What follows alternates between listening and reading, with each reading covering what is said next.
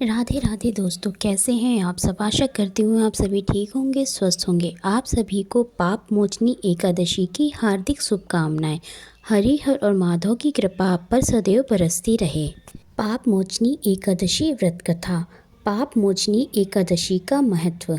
अर्जुन ने भगवान श्री कृष्ण से कहा, हे मधुसूदन, आपने फाल्गुन मास के शुक्ल पक्ष की एकादशी अर्थात आमल की एकादशी के बारे में विस्तार पूर्वक बतलाया। चैत्र माह के कृष्ण पक्ष में आने वाली एकादशी का क्या नाम है तथा उसकी विधि क्या है। कृपा करके आप मेरी बढ़ती हुई जिज्ञासा को शांत करें।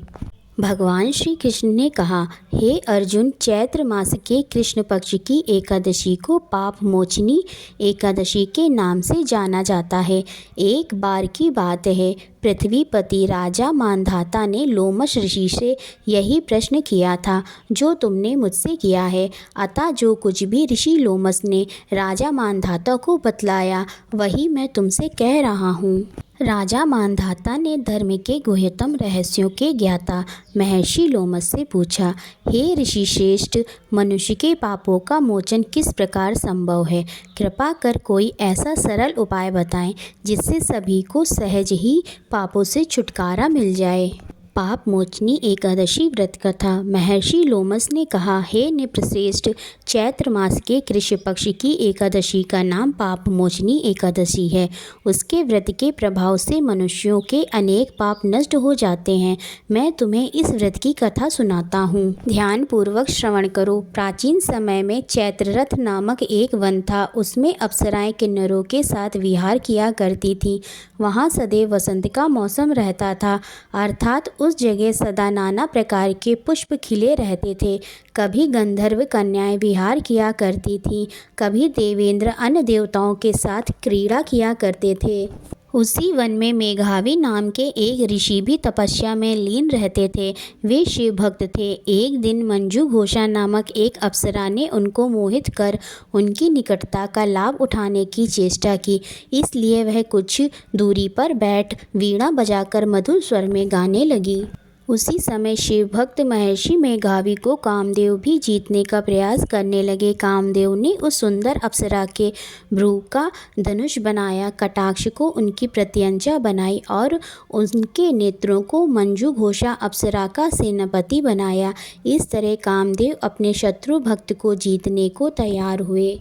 उस समय महर्षि मेघावी भी युवावस्था में थे और काफ़ी हष्ट-पुष्ट थे। उन्होंने यज्ञोपवीत तथा दंड धारण कर रखा था। वे दूसरे कामदेव के समान प्रतीत हो रहे थे। उस मुनि को देखकर कामदेव के वश में हुई मंजू घोषा ने धीरे धीरे मधुर वाणी से वीणा पर गायन शुरू किया।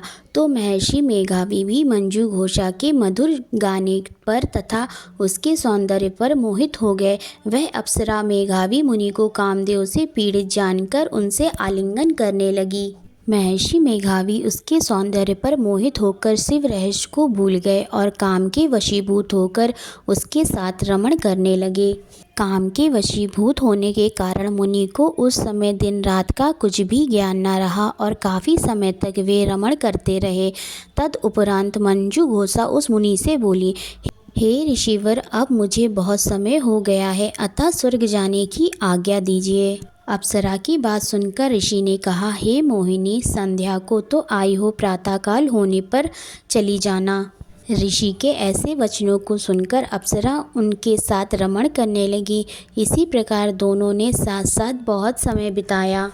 मंजू घोषा ने एक दिन ऋषि से कहा, हे विप्र, अब आप मुझे स्वर्ग जाने की आज्ञा दीजिए। मुनि ने इस बार भी वही कहा, हे रूपसी, अभी ज़्यादा समय व्यतीत नहीं हुआ है, कुछ समय और ठहरो। मुनि की बात सुन अप्सरा ने कहा, हे ऋषिवर, आपकी रात तो बहुत लंबी है। आप स्वयं ही सोचिए कि मुझे आपके पास आए हुए कितना समय हो गया। अब और ज़्यादा समय तक ठहरना क्या उचित है। अप्सरा की बात सुन मुनि को समय का बोध हुआ और वह गंभीरतापूर्वक विचार करने लगे। जब उन्हें समय का ज्ञान हुआ कि उन्हें रमण करते 57 वर्ष व्यतीत हो चुके हैं तो उस अप्सरा को वह काल का रूप समझने लगे। इतना ज़्यादा समय भोग विलास में व्यर्थ चला जाने पर उन्हें बड़ा क्रोध आया।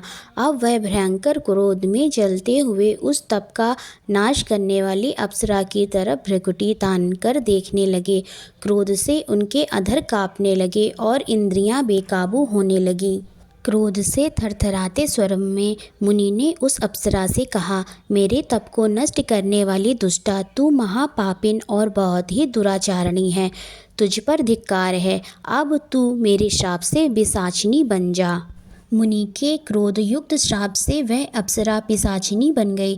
यह देख वह व्यथित होकर बोली, हे ऋषिवर, अब मुझ पर क्रोध त्याग कर प्रसन्न होइए और कृपा करके बताइए कि इस श्राप का निवारण किस प्रकार होगा।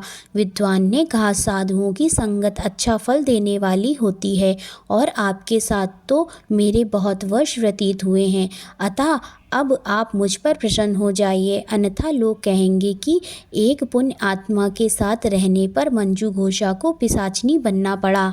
मंजू घोषा की बात सुनकर मुनि को अपने क्रोध पर अत्यंत ग्लानि हुई, साथ ही अपनी अपकीर्ति का भय भी हुआ। अतः पिशाचिनी बनी मंजू घोषा से मुनि ने कहा, तूने मेरा बड़ा बुरा किया है, किंतु फिर भी मैं तुझे इस श्राप से मुक्ति का उपाय बतलाता हूँ। चैत्र मास के कृष्ण पक्ष की जो एकादशी है उसका नाम पाप मोचनी है। उस एकादशी का उपवास करने से तेरी पिशाचिनी की देह से मुक्ति हो जाएगी। ऐसा कहकर मुनि ने उसको व्रत का सब विधान समझा दिया। फिर अपने पापों का प्रायश्चित करने के लिए वे अपने पिता च्यवन ऋषि के पास गए। च्यवन ऋषि ने अपने पुत्र मेघावी को देखकर कहा, हे पुत्र, ऐसा क्या किया है तूने कि तेरे सभी तप नष्ट हो गए हैं, जिससे तुम्हारा समस्त तेज मलिन हो गया है। मेघावी मुनि ने लज्जा से अपना सिर झुकाकर कहा, पिताश्री, मैंने एक अप्सरा से रमण करके बहुत बड़ा पाप किया है। इसी पाप के कारण संभवतः मेरा सारा तेज और मेरे तप नष्ट हो गए हैं। कृपया करके आप इस पाप से छूटने का उपाय बताइए। ऋषि ने कहा, हे पुत्र, तुम चैत्र माह के कृष्ण पक्ष की पाप मोचनी एकादशी का विधि तथा भक्तिपूर्वक उपवास करो, इससे तुम्हारे सभी पाप नष्ट हो जाएंगे। अपने पिता च्यवन ऋषि के वचनों को सुनकर मेघावी मुनि ने पाप मोचनी एकादशी का विधिपूर्वक व्रत किया। उसके प्रभाव से उसके सभी पाप नष्ट हो गए। मंजू घोषा अप्सरा भी पाप मोचनी एकादशी का उपवास करने से पिशाचिनी की देह से छूट गई और पुनः अपना सुंदर रूप धारण कर स्वर्गलोक चली गई। लोमश मुनि ने कहा, हे राजन, इस पाप मोचनी एकादशी के प्रभाव से समस्त पाप नष्ट हो जाते हैं। इस एकादशी की कथा के श्रवण व पठन से 1000 गौदान करने का फल प्राप्त होता है।